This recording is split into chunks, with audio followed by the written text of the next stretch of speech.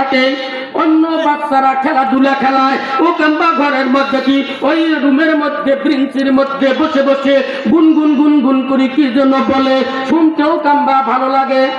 মারহাবা কন জোরে।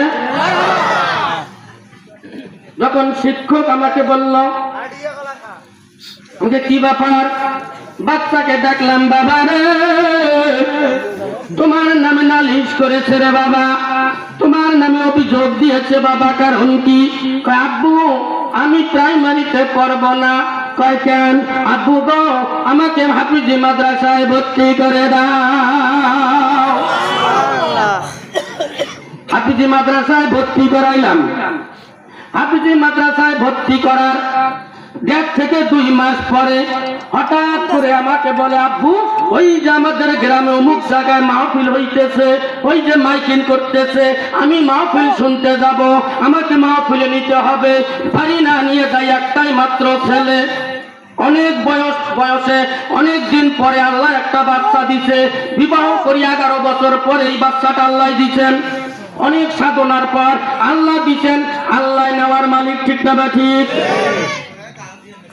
মাহফিলে নিয়ে যায়, ওটা জেদ করে, বাবা আমি মাইকে কথা বলবো। আমি অবাক হয়ে দেখা, বাবা তুই মাইকে কি কথা বলবি? আমি মনে করেছি একটা সুরা বলবে, নতুবা একটা গজল গাবে। না রে বাবা না, মাইক তোরা দেবে না, আমিও ছাড়ব না।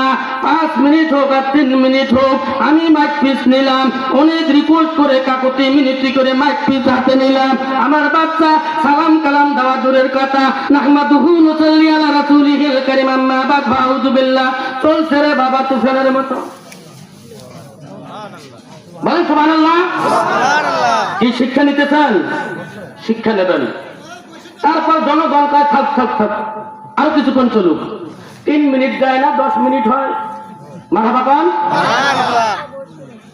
10 মিনিট 15 মিনিট এইভাবে কথা বলতে বলতে 4, 5, 7টা মাহফিল যখন হয়ে গেল, এরপর সবার ডাক আসি গেল। সুবহানাল্লাহ বলেন। বয়স কত? 6। কয় বছর? বয়স কত?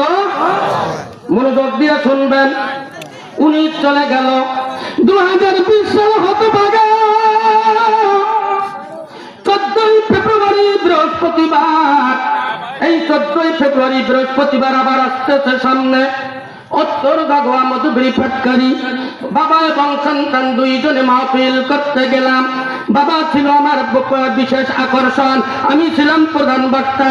আমার ওই এলাকার মধ্যে ছিল দ্বিতীয় বক্তার, তৃতীয় বক্তার মাহফিল করতে